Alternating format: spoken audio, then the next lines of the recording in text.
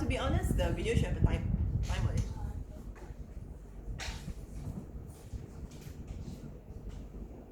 Hey sis and Clyde, I also wanted to tell you this. I've liked you forever, since forever, and can you be my Valentine? No! She's my Valentine! Excuse me? I've known Back her off! for 6 years. Are you even close to her? Yeah? Please stop. Stop! Okay, do you guys even know what Valentine is? Do you? Do you? Do you? Let me tell you, let me teach you what Valentine really is today. Well, good afternoon everyone. As you see from our short skit just now, we are talking about Valentine's Day. So let us start with introducing ourselves. My name is Jacqueline. I'm Marcus. I'm Payson.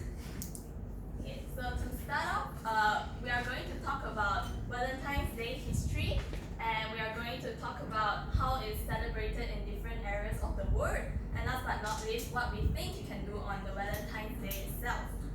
To begin with, I will start explaining what is Valentine's Day. I think most of you already know it falls on February 14 every year, and on this day, this is a festival that people take the opportunity to celebrate with their girlfriends or boyfriend, or maybe even take this opportunity to confess to someone they like. Or it can also be a day to go out with your girls or your bros, which is a bit more weird. And typical gift, a bit more unusual, sorry. The typical gifts that are given on this day are like chocolates and roses. And for people who have more money, they tend to spend on like jewelry, Prada bags to make their girlfriend super happy. Let's move on to how Valentine's Day actually came about. So for the origin of the word Valentines actually came from the legend of Saint Valentines. So according to historical records, there were actually 3 different Saint Valentines, which was the first one is a priest in Rome, the next one is a bishop of Interama, which is currently Italy, and the third one is a martyr from the Roman province of Africa. So due to the time constraint today, we're only going to focus on one of the Saint Valentines, which is the most detailed and most popular one. And I'm going to be talking about the story of Saint Valentine of Rome. So this Saint Valentine was actually a priest in AD 270 under the reign of Emperor Claudius the Cruel. So Claudius the Cruel was actually an emperor that was really hungry for power. So he would then make his army really big and wage wars on a lot of people. So while he was building up a strong army, he realized that he was actually lacking young men who wanted to join the army. And his conclusion was that he thought that young men were too attached to their wives and their kids, and therefore they don't want to sign up for the army. So in this case, he thought that single men would make for better soldiers. So he then proceeded to ban all engagement and marriages, and also he banned it, and then this made Saint Valentine the priest really upset. He thought that it was really unfair, so he still secretly carried out engages and marriages for young couples in private.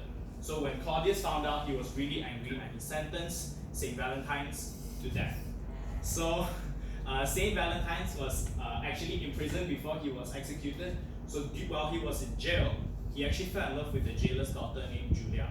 So Julia would constantly come and see him and look for him. Before Saint Valentine's was actually went to his execution, he left a letter for Julia that ended with "From your Valentine," and thus the first Valentine's letter was made. So eventually he then got his head beaten, bashed, got his head cut off, and died on February 14th. Yeah. Moving on to So that's I guess how it actually became a day of celebration. So then basically this Christian church was trying to place Saint Valentine's Day on the middle of February to actually Christianize the pagan festival, which is known as Lupercalia. Lupercalia was around 13 February to 15 February, and it is a festival to actually make women more fertile. It is so then they will carry out rituals such as tearing off goat skins, sacrifice goats and carry on like this, and then they will make it to strips, dip them into blood, and then slap women with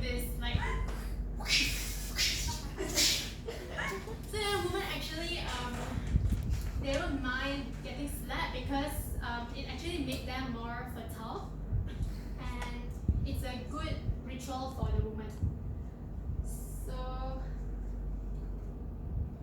not only that, they did like rituals like having a box and then like with the woman names inside, so then men would actually pick the names and then like they're kind of like match made. So the festival, as you guys can see, was deemed unchristian. So then this Pope actually declared February 14 as a Saint Valentine's Day to stop the rituals of the festival. So now that we know how Saint Valentine's Day came about, how did this religious holiday became a holiday that's related to romantic love that we know as modern Valentine's Day? Actually, this has to trace back to during the Middle Ages. There was this poet named Geoffrey Chaucer, and he wrote in his poem called In Parliament, "For this was on Saint Valentine's Day when every bird comes there to choose his mate." Now this actually originated from how February is the beginning of birds' mating season, and after he wrote this poem, a lot of other poets and other literature works tied Valentine's Day to romance and love, and this became even more widely known because industrial took this opportunity to commercialize Valentine's Day and sell a lot of products. And as you see how much Valentine's Day has changed from its origin, it also has changed a lot into different parts of the world. So today we are going to tell you how different parts of the world celebrate it, and we are going to talk about United States and Malaysia and Japan. So Marcus will start off with the United States. So as students of ADTP, I feel that we would like to do for America. So how they actually celebrate is not different from how we normally see in our Netflix shows and our movies, because they are the ones who really popularize this kind of thing, where the Americans would normally buy chocolate and roses, and then they would go find a date, and then they would bring them out for a dinner date or maybe a movie night. So some interesting facts about the United States and Valentine's Day is that more than 190 million Valentine's Day cards are sent every year, and this is not including all the school children exchanging their own self-made cards to each other. And the Valentine's industry is actually really lucrative, as it has generated more than 20.7 billion in dollars today. Moving on to Malaysia. So as like ADTP students, we also need to know like about how Malaysia celebrate Valentine's Day because we're Malaysians, right? So do you guys actually know that Valentine's Day is known as haram in Malaysia? So basically Muslims cannot celebrate Valentine's Day because they are forbidden and it's haram. And so the Islamic officials, they like warn Muslims against celebrating this day. And as you can see, this department, Malaysian Islamic Development Department, known as JAKIM, they stop like Muslims from celebrating Valentine's Day, and they also carry out like a lot of activities and stuff to actually stop to prevent celebration. So one of the things that they did was to carry out a campaign in 2011 known as Awas Jerat Valentine's Day, Mind the Valentine's Day Trap, to prevent Muslims from celebrating Valentine's Day. Also, they carry out like raids in hotel to stop like young Muslims couple from having unlawful sex because it's haram. And not only that, they distributed like leaflets to like uni students, these Muslim uni students, to actually like warn them against this celebration. And surprisingly, during Valentine's Day 2011, they actually arrested more than 100 young couples concerning this celebration ban, which is like wow. However, in like East Malaysia, Valentine's Day is much more tolerated in like among young Muslim couples, and in states like Sabah and Sarawak, they usually celebrate this day with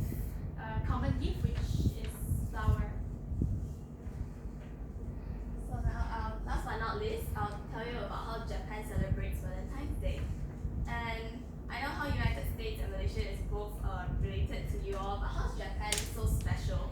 Well, actually, Japan started out this special tradition of only female will be giving gifts to male on the Valentine's Day. And this is actually because when Valentine's Day was first brought into Japan, it was brought into by a chocolate company. And they translated the meaning of Valentine's Day wrongly so that it appeared to them as if it's a day for female to give gifts to male. And this has transformed into a tradition where chocolate gifts are separated into 3 different types. The first type is called homemade choco. So what does homemade choco actually mean? Homemade means real feeling.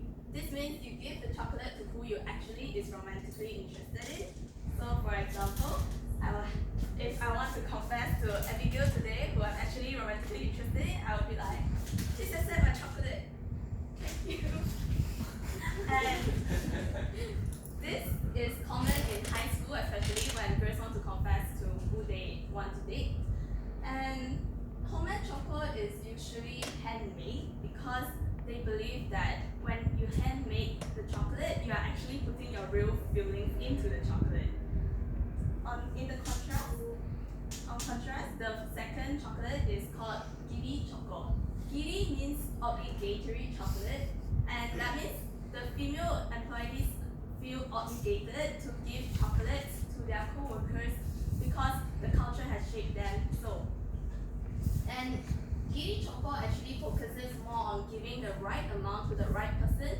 Like for example, if you are of higher status, you are expected to give a more expensive chocolate gifts to your co-workers. And the last but not least, homo choco, which means for friends, are shared among friends, especially among girls, where they will exchange chocolate to show their love for their friendship. And you might think, oh, this is unfair. Why does only female have to give all the gifts? What about the males? Now there comes the White Day. It's on March 14th, and White Day is created actually by a candy company where they took this opportunity to say that men are expected to return gift a month later after Valentine's Day. So since I gave you a chocolate, now it's March 14th, please give me back. And this White Day has become popular in places like Vietnam, China, and other Korea, Southeast Asian countries. And this is how it became very different from its origin. Okay, so now moving on, these are some of our date ideas that we feel are appropriate for us. If Zhang Fei was here, I would say go ask him, but since he's not here. So for me, I'll be talking about first dates. I would say first dates, it would be good if you bring your date out for a dinner. And this is because, food brings people together, conversations happen. And if you find it hard to talk to your particular partner because you don't know her or him that well, you can maybe bring them to a movie before. So if anything goes wrong, at least you can talk about the movie. Yeah. So then, we are students, right? So then we don't have a lot of money. And sometimes we're just really, really lazy. And when you're not keen to go out and you're broke, young, dumb, and broke, you can always stay at home and maybe watch Netflix, or you can go online and just search out a movie that you want to watch, and then you can always just watch it, and it's free. You can watch so many movies for free. However, if you want to go on Netflix as well, Netflix is a good platform to actually watch your movies or TV dramas, and recently they have a lot of Korean dramas to watch. And when you watch Netflix, you can maybe chill, or if you don't want to chill, it's fine. But Netflix and chill is a really good idea as well. Well, those are more romantic per se, but as we previously said, Valentine's Day nowadays have transformed not only for couples, right? So I think you can actually spend some time on Valentine's Day enjoying making chocolate with your families or friends, because this bonds you together because you're working on something together, right? So for example, I have made chocolates together with my friend. Well, of course, it starts off as a mess, really oh, so what happened? But then during this process, you can also check your friend, so who are you giving it to? And idea of what to do on Valentine's Day as well. Now let's conclude it with.